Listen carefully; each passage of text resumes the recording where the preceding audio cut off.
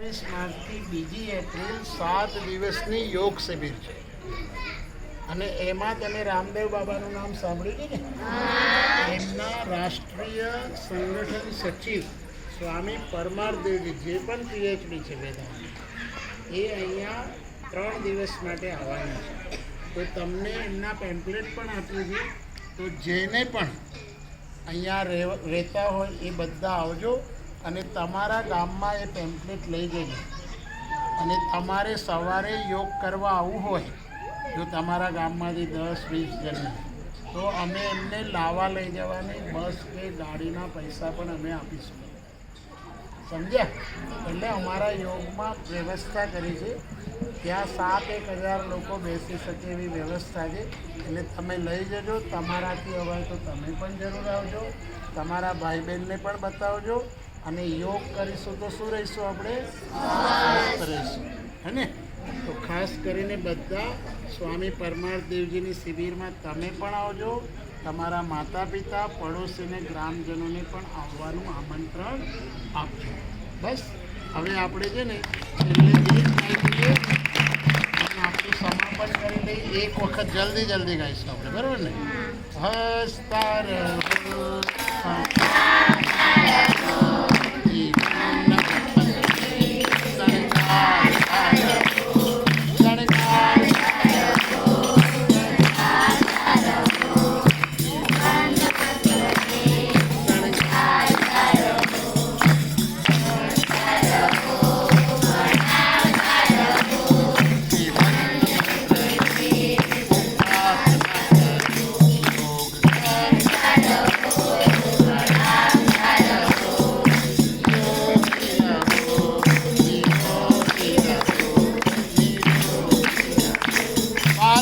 माता की जय, वंदे करो योग रहो निरोग.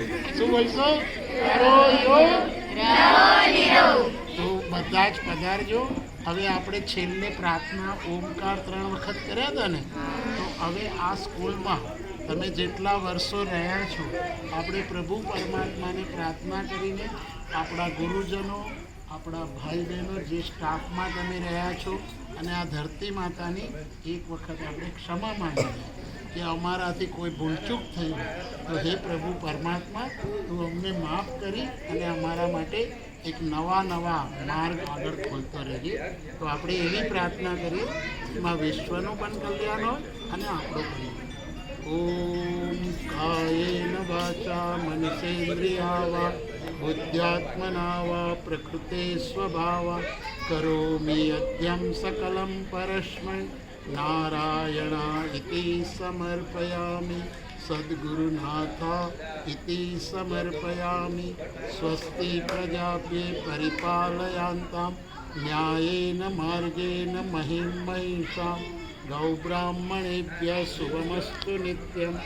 લોકા સમસ્તા સુખિનો ભવन्तु.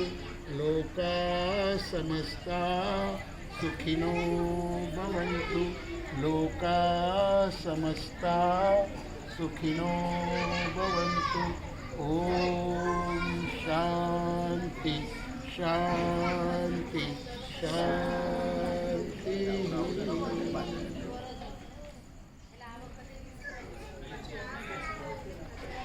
બધાને આનંદ